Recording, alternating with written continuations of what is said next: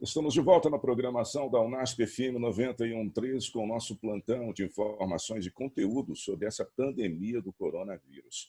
E para conversar comigo já está conosco aqui numa conexão em videoconferência o pastor e professor Ranieri Salles. Ele está na Espanha hoje, mas foi professor e pastor durante muito tempo aqui no Centro Universitário Adventista de São Paulo, e nós temos o prazer de conversar sobre essa pandemia. Essa pandemia realmente é algo que nos impacta bastante emocionalmente, em todos os sentidos, mas é sempre um prazer, professor, pastor, conversar com você. Seja bem-vindo à programação da Unasp FM. Oi, Marcelo, que prazer ouvir essa voz. Não, estava com saudade e é uma alegria muito grande poder falar a nossa querida família unaspense, né? Prazer muito grande. Obrigado pelo convite. Tudo bem, pastor Ranieri, qual é a situação de momento aí na Espanha, que também vive isolamento social? Qual o panorama que o senhor nos dá da Espanha neste momento? Bem, nós estamos em confinamento já há quase 3 semanas. Nas primeiras 2 semanas, o confinamento foi feito o decreto do governo, né? O decreto real de estado de alarma, o que já impedia que as pessoas saíssem de casa, a não ser para trabalho ou para alguma atividade essencial ou emergencial. E assim passamos as 2 semanas anteriores, foi até o sábado, mas ainda havia alguma liberdade para sair, né? Os trabalhadores poderiam sair de casa e, se fossem abordados pela polícia, era só demonstrar que estavam indo ou voltando do trabalho. Mas, a partir de ontem, o decreto foi intensificado e as restrições foram aumentadas. Então, agora só pode sair de casa quem realmente faz parte de serviços e trabalhos considerados essenciais. Então, foi publicada uma lista desses trabalhos essenciais e quem não está na lista não pode sair de casa. Isso limita muito a movimentação das pessoas. Pastor Ranieri, o senhor tem informações de países vizinhos? Como está essa quarentena, esse isolamento nos países vizinhos aí à Espanha?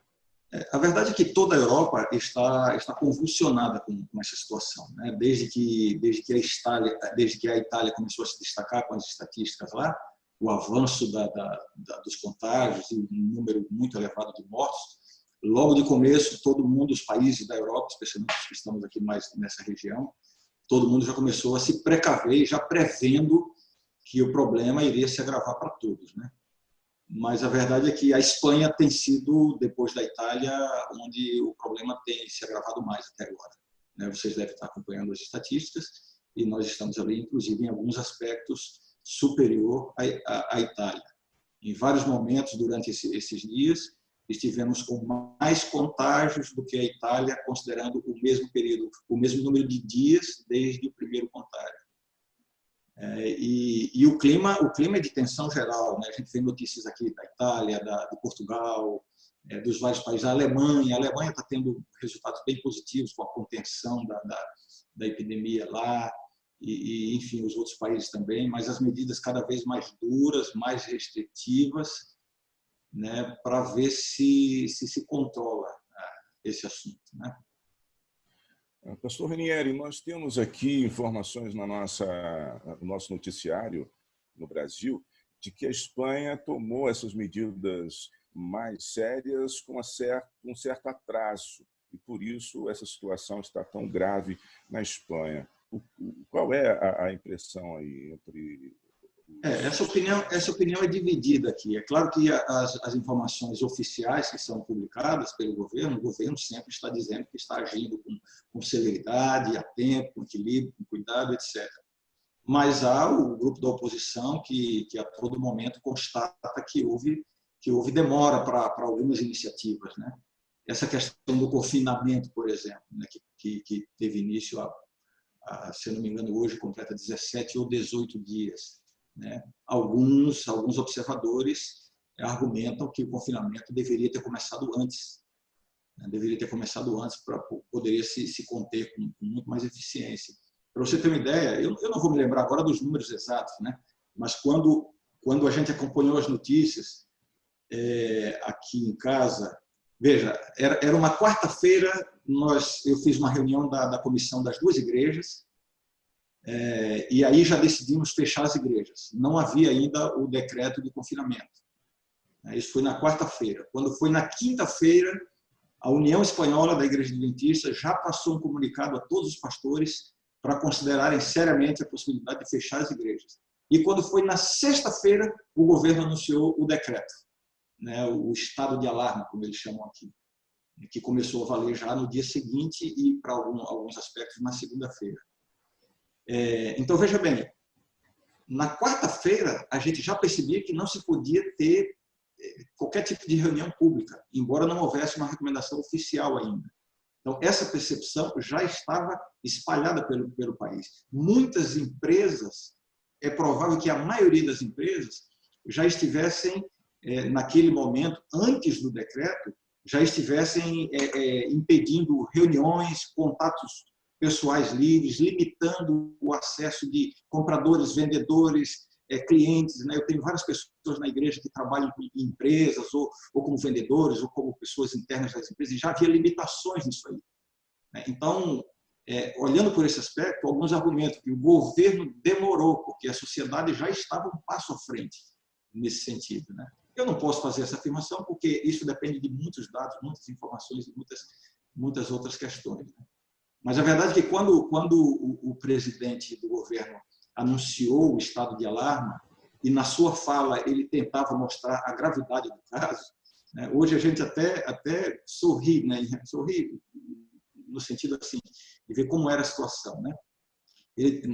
Naquele dia em que ele anunciou, a gente estava com aproximadamente 3.500 contágios no país, não havia chegado a 4.000 contágios.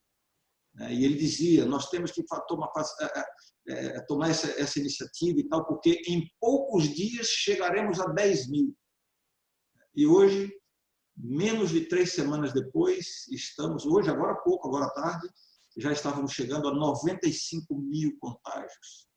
É muito provável que hoje, antes do final do dia, estejamos com 100.000 contágios no país, e uma cifra já chegando aí pelos 9.000 mortos.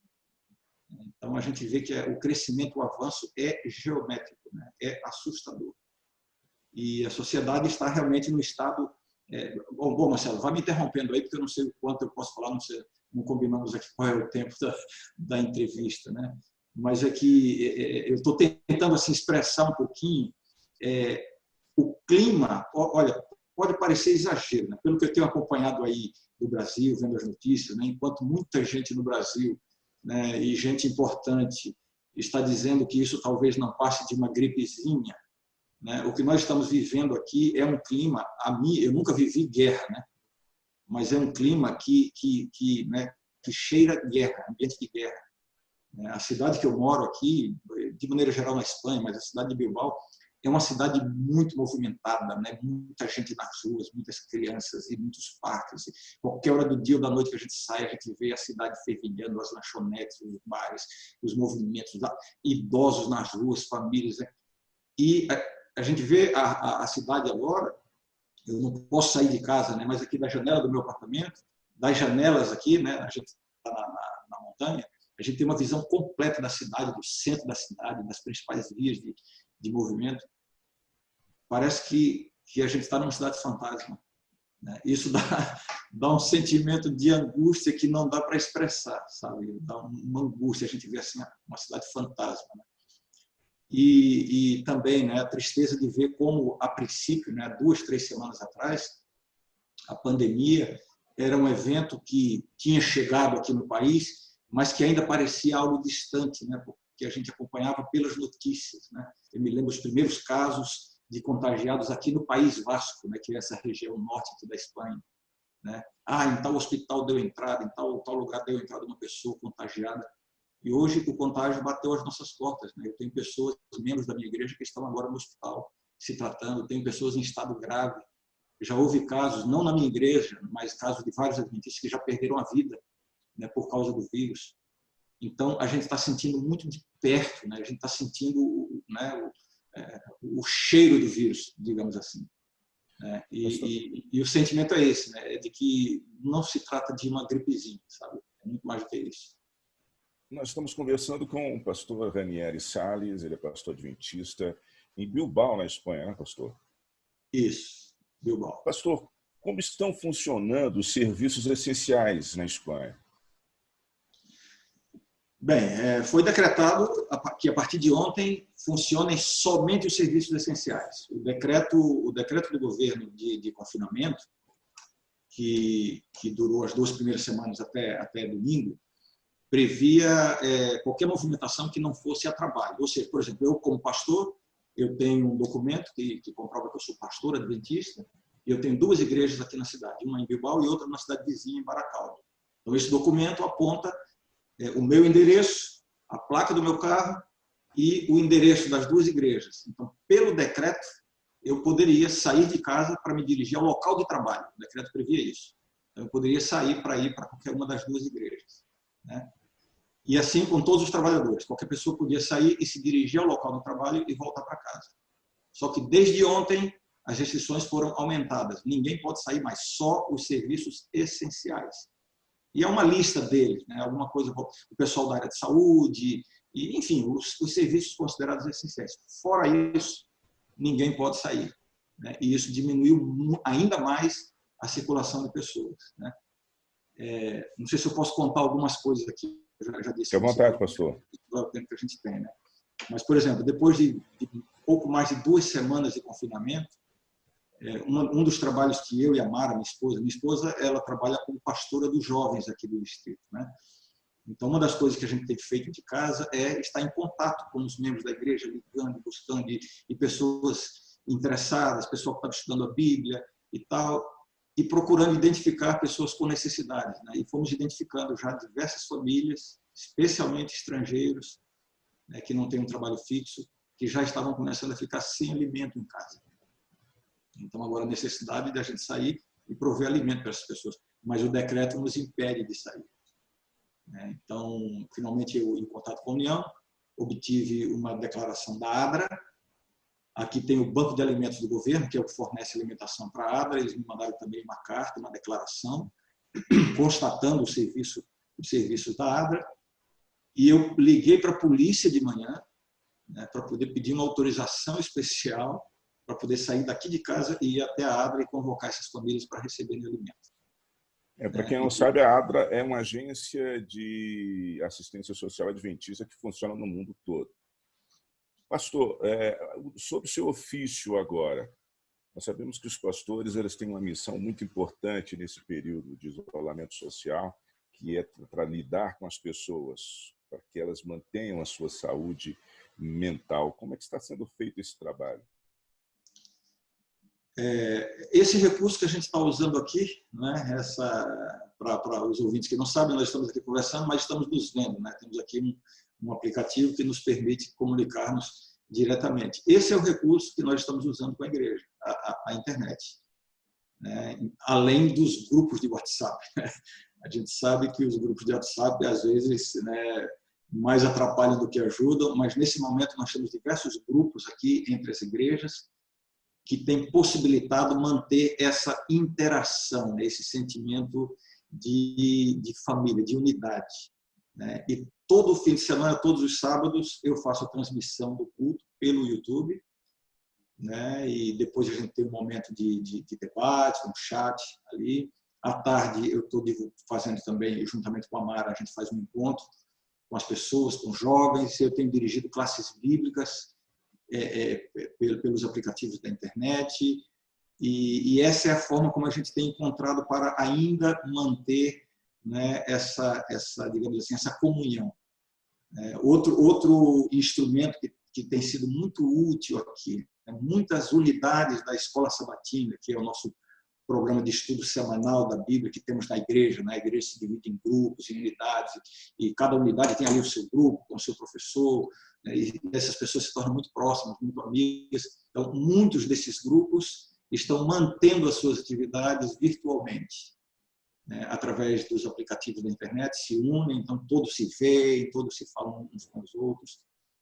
A verdade é que a gente está experimentando uma nova dinâmica na vida da igreja, né?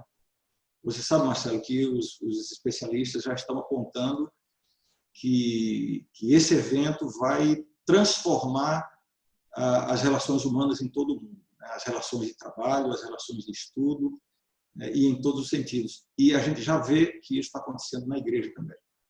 É mais ou menos essa a dinâmica que estamos tendo. Pastor, toda grande crise ela traz traz consigo oportunidades de crescimento e outras várias. Que mensagem o senhor deixa para o nosso público ouvinte aqui do Brasil, a UNASP-FM? Que mensagem de otimismo o senhor deixa e que oportunidades nós precisamos aproveitar nesse período de confinamento? Marcelo, você foi ao ponto, né? Toda crise, por pior que seja e por mais problemas que ela traga, estou misturando aqui o espanhol agora, por mais problemas que ela traga, tá certo, né? Não troquei a palavra. Toda crise ela oferece uma oportunidade. Então, em praticamente todos os meus discursos, como os grupos que eu tenho da igreja, nas classes bíblicas, nos sermões, praticamente em todos os meus discursos, eu tenho procurado levar para as pessoas essa realidade. O que nós estamos tendo não é somente uma crise, não é somente um problema. Nós estamos tendo uma grande oportunidade. Que oportunidade? Para muita coisa. Você que está trancado em casa, você que está confinado, está talvez impaciente, ansioso, lembre-se que você está tendo uma oportunidade, quem sabe, de arrumar algumas coisas desarrumadas em casa. E quando eu digo arrumar coisas desarrumadas, eu não me refiro somente às coisas materiais. Aliás, me refiro muito menos às coisas materiais. Que oportunidade nós estamos tendo de ter mais tempo com a família e arrumar algumas coisas. Renovar o relacionamento com os filhos, renovar o relacionamento conjugal, quem sabe aparar algumas arestas, mais tempo para conversar, mais tempo para estar juntos. Que oportunidade nós estamos tendo de ter mais tempo para a oração e para a Bíblia. Durante toda a vida nós temos, principalmente nós que vivemos em grandes centros urbanos ou acadêmicos, em que a vida é muito corrida, a gente está sempre muito ocupado, nós sempre tivemos a bela excusa, a bela desculpa de dizer, eu não tive tempo, o tempo foi muito curto, e agora em casa, não é que estamos desocupados em casa, mas seguramente temos mais tempo disponível para essas coisas que são realmente essenciais. E eu estou vendo nisso uma tremenda oportunidade para a reconstrução de hábitos, hábitos de leitura, hábitos de estudo, hábitos de convivência com a família. Então, a mensagem que eu deixo é esta, Veja a crise como uma grande oportunidade de fazer renovações na sua vida e na sua família. Pastor, foi muito bom vê-lo e ouvi-lo. Obrigado pela oportunidade, pela entrevista. E siga sendo esse conduto de esperança para as pessoas, para que elas possam aproveitar essa oportunidade, já que nós vivemos muitas vezes tão desconectados das pessoas, e agora essa é a oportunidade que nós temos de ter essa conexão mais próxima. Muito obrigado. Obrigado, Marcelo. Um grande abraço a todos os ouvintes e a toda a família UNASP. Um grande abraço, um beijo aqui da Espanha. E continuem orando por nós, porque o clima aqui realmente é muito difícil, é um clima muito tenso. Como eu disse, temos várias pessoas próximas da igreja que estão nos hospitais e contando com as nossas orações, eu quero transmitir para todos que a nossa família do Brasil está conosco também. Muito obrigado, Marcelo. Um grande abraço. Vamos orar sim. Eu conversei com o pastor Ranieri Salles, ele foi pastor também aqui no Brasil, no Centro Universitário Adventista de São Paulo, NASP, Campus Engenheiro Coelho, e pastor também da igreja do NASP, dando um panorama do que está acontecendo na Espanha. Você que nos acompanhou em 91.3, esse conteúdo também estará disponível no nosso canal no YouTube, que você pode aproveitar e se inscrever, acionar o sininho para que você seja sempre avisado das nossas transmissões. Você pode manter contato também pelo nosso WhatsApp, número 19 99902 9130. E também temos conteúdo no Facebook. Até a próxima.